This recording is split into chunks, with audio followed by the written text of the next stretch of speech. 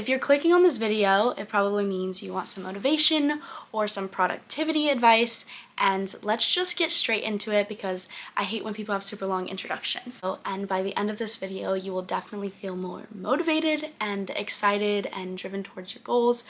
I also have some questions that you guys wrote in that I'm going to answer at the end of the video. So let's get into it. To start off, I want to say social media is such a big blessing in my life, and to so many of us, we get to connect with people around the world, but also there's a whole nother side to it that I don't think a lot of people talk about, and that is what we're going to be discussing today and getting into the nitty-gritty of why we sometimes feel different ways about things. So here's things I wish I knew sooner. 10 things I'm going to talk about today. So start off with number 1. Don't compare your life to other people on the internet. I know this seems like a cliche, but it's so serious. People are posting the best moment of their day, the best moment of their week, of their life, and they're putting it on Instagram, on TikTok to a super cute sound and making it look super aesthetic, when in real life it probably didn't look like that. I can't tell you the amount of times that I had a bad day, but I posted and made it look like it was such a fun, beautiful time, and I wasn't sad that day, but definitely there were some things going on, but I just didn't post about it. So the first one is don't compare yourself to other people, and it's hard. And this is also another thing I've started doing.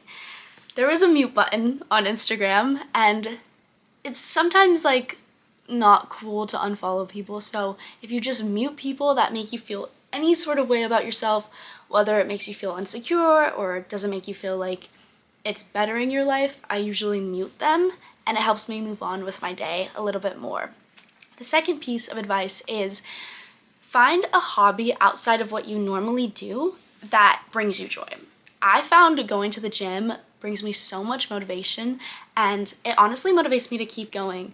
Like every day I get up in the morning, the first thing I think about is, okay, I'm gonna eat breakfast and then go straight to the gym, because once I go to the gym, it like resets my brain to be more prepared for the day. So this could be you love painting, you love drawing, you love going to the movie theater. The third thing is, if you have a goal, you do not have to accomplish it all in one day, all in one night, all in 1 year. Let's start setting realistic goals for ourselves. Instead of setting, I want to go to the Olympics this year, or I'm going to reach 5 million followers, or I'm going to graduate with all straight A's, let's do realistic during that month. Honestly, at the beginning of every month, I sit down and I write a list of my goals. So my goals for this month would be finishing up my feature film I've been writing, getting up my post, and making sure like all my posts are up to date, I guess. And instead of when the new year starts, I feel January 1st, everyone's like, okay, I need to get everything done that I've ever dreamed of, and we need to do it now or we're a failure. Absolutely not. If you just, I call it chicken nugget bites. If you do it in chicken nugget bites, you'll get it done. So right now I'm in college, so one semester at a time. I'm on a quarter system, so I just focus on that quarter. I'm not thinking about my master's program yet. Yes, that's in the future, but really just lock in on what's in front of you. 4 is being more present in your daily life. This means finding moments to not be on your phone. Yes, our devices are amazing and they're entertaining, sometimes more entertaining than watching TV, but every once in a while it's nice to like put it away and really just like be there with your family and friends. I had an acting class and my acting coach showed us to just put our phones away. If you're going to do school, what I do is I put my phone either upstairs, in my mom's room, in a drawer where I can't see it, because if I'm trying to do work and my phone is right next to my computer, I'm gonna just keep grabbing it and keep on going onto it. I also heard if you change the color on your phone to black and white, it'll help you stay off of it just a little bit more, but sometimes I don't like doing that. So just putting your phone in another room so it can help you be more present. And next time you're in an elevator or you're at the grocery store waiting in line, instead of just going on your phone and scrolling, just like look out and about. You don't always have to be doing something. I think this generation, we're afraid to be still, but I think at the end of the day, deep down, that's what we're all craving. Okay, number 5. This is a good one. Focus so much on yourself that you do not need outside validation to make you feel worth more. I think in the past few years, since I've grown up on social media, I've been posting since I was 12, but I don't get validation from posting online and getting likes and comments. Yes, that is amazing, but I try not to base my entire value on it. I have a lot of friends that will read comments and it'll really affect their entire day, but I think the way I escaped that is by really finding out who I am and not changing what I like or who I am to fit in with a certain friend group. Number 6 is give yourself time to rest. In this, everyone's always go, go, go, but I think there's so much value in sleep. Like, there's no way you can get stronger or train harder or get smarter without rest. So if you're studying sometimes and you feel you're thrown off or you just had a bad day, honestly, just go to bed, wake up earlier in the morning, and you will get everything done. Okay, this one is number 7. The more you prepare, the better. My biggest thing is be ready so you don't have to get ready. So say you have to go somewhere or you have a test to study for. Instead of waiting till the night before, I know sometimes we do that, study early every single day in small increments, and by the time the test gets there or the big project or presentation or job interview, I'm telling you it will be 10,000 times easier. Okay, number 8. If something feels off in your life, whether it's your job or friends or family, it's probably because it is.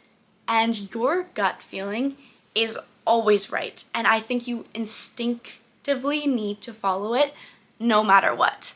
I believe this is going to segue into number 9, which is that dream that was placed inside your head, inside your heart when you were a little girl or a little boy was placed there for a reason, and I absolutely think you need to follow it and keep going down that path. There's no reason when I was young I was put into dance, or no reason you were put into school or karate or whatever it is you love to do. It was there for a reason, so trust it. Number 10. Keep pushing and moving forward. Never let a situation or a person stand in the way of where you really want to go. My mom's biggest thing, she always tells my siblings and I, my brother was on Broadway, my sister's now a cheerleader, and we are always surrounded by people and we are constantly being told no in every single direction. And that, we do not let that break us down. We actually use it as motivation to keep moving forward. So the worst thing that someone can say is no, whether this is you're going up for a big play or soccer or anything. Just ask. No one's going to be able to read your mind. This is also in relationships too. So just ask and you shall receive. And also, this is an additional tip to stay motivated and productive and to clear your mind. Make your room and your space at home something you want to come home to. I put all my favorite artists and colors on the wall that make me feel happy and at home, so when I'm here, I am productive and feel calm. Well, okay, now I want to get into the second segment of the video, which is questions you guys wrote in from the TRUECREW livestream. Okay, we're going to start off with the first question, which someone wrote in. Sometimes I feel crazy for dreaming big. People don't get it, and I'm scared they'll just laugh at what I want to achieve. This is a really good question, and I think so many people can relate to this. I would say when I grew up, I was 12 doing Musical.ly, and I was made fun of every single day by my friends, by people I was with. But at the end of the day, your future is what you want to do, and if you truly believe in it, all the validation needs to come from within. I think with social media, we're so used to trying to get outside validation, and a lot of us are just used to trying to people please and get everyone to like us. But your dreams are never too big. They were put there for a reason, and sometimes what I do when I'm dealing with mean people or mean girls sometimes is I do this method. It's called, I like clock it. So if they say something mean to me, I'll just clock it in my head and say, okay, that was mean. They're feeling insecure, has nothing to do with me. So when people are projecting onto you that your dreams are too big, that's really just how they're think about themselves. It has nothing to do with you. 99.999, actually 100% of the time, it has nothing to do with you. People, when they're saying mean things or trying to bring you down for your dreams, it's really just a projection of their insecurities. So do not take a lot of focus onto it. Okay.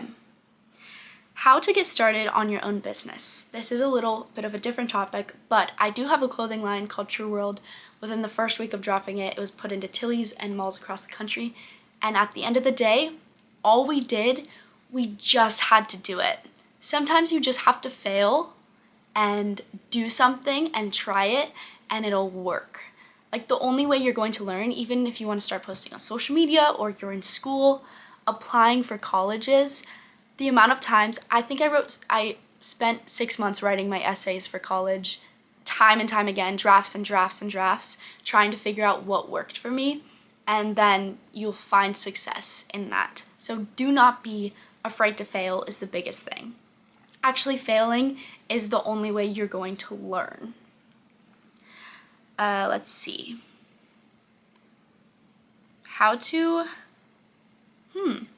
Starting high school soon, mental health. The thing with starting high school or any new thing, even if you're going into a new church or something, everybody's in the same boat on the first day. Everybody wants to make friends. Everyone's there for school. You all have a common ground, and you should not change yourself to try to fit in with anybody. I'm telling you, it's not going to work. I've tried. I've been friends with the super popular girls, and it was not fun to try to be something I'm not. And at the end of the day, it'll shine through. How do I keep motivation to keep working towards what I want? I aspire to have a huge career and visit America. That's the dream.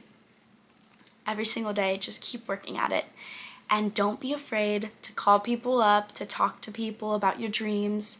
If you have friends, on Sundays you talk about your goals, or if you don't have a friend group or a super supportive family, go home, write down a list. Actually, after this episode, I want you to write down 10 things you want to accomplish in the next 6 months, and then I want you to do in the next year and the next 5 years. Okay. Friends who I've known for 6 years slowly going out of my life. This is always a hard topic to do with friends, but I'm a firm believer, and I only hang out with people who like 100% of me. If I'm with my best friends Bella, Kylie, and Adrian, and we hang out with someone and it feels like there's some sort of thing they don't like about us, immediately we will not hang out with them again. And this is a rule I have for myself, because I'd rather be with someone and around people who like every part of me and who laugh at my jokes or who don't laugh at my jokes. I just don't want to be around people who don't want to be around me. So choose people who choose you. I think that goes the same with dating and relationships. Why are you going to want to be around someone who doesn't want to be around you? I'm a big believer in that. How to get friends to stop treating me and my values badly.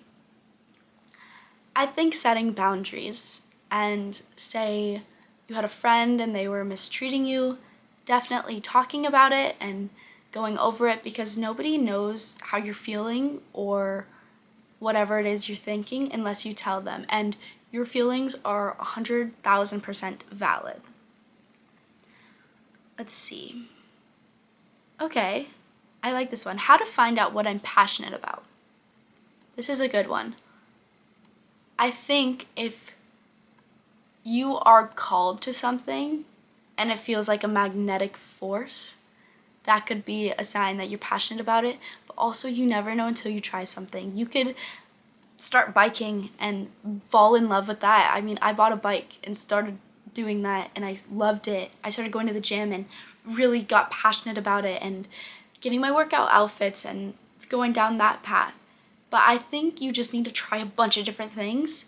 a lot of people are like, you're a jack of all trades and a master of none, but that's the goal in life. We don't want to be a master of everything. I'd rather dabble in many different things. Ooh. There are so many good questions. Comparing lifestyles and anxiety about the future, how to be more present.